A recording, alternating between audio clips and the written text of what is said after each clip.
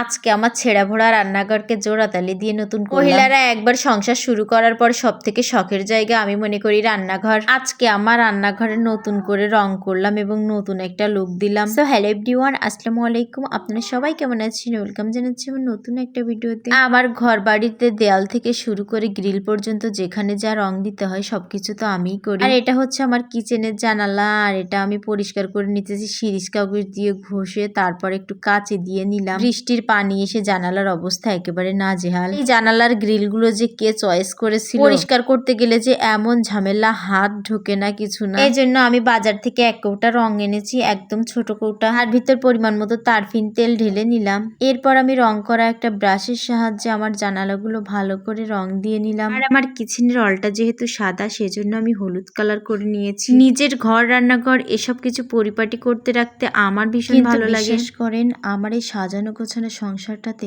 কার জন্য নজর পড়ে গেছে।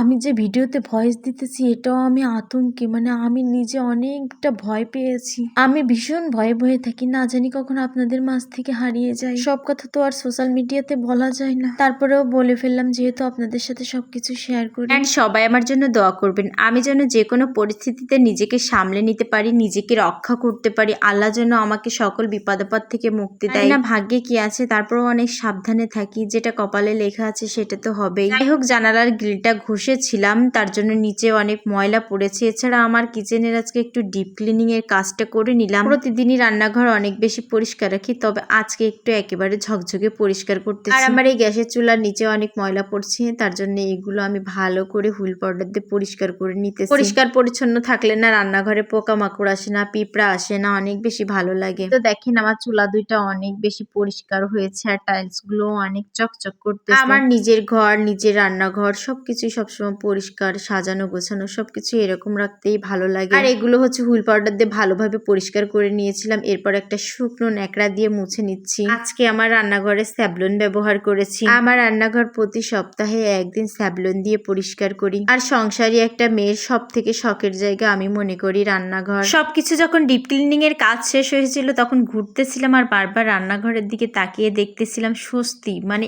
একদম স্বস্তি, মানে এত ভালো লাগতেছিল রান্নাঘরের দিকে তাকাইতে। আজকে একটু মনের মতো করে আমার রান্নাঘরটা সাজালাম, যদিও বেশি কিছু নাই আমার রান্নাঘরে। শুধুমাত্র আমার প্রয়োজনীয় জিনিসগুলো ছাড়া আমি রান্নাঘরে তেমন কিছু ব্যবহার করি না। জানালাগুলো যে মিস্ত্রি করেছিল আসলে তাদের ফিনিশিংও তেমন একটা ভালো না, দেখেন কি একটা অবস্থা।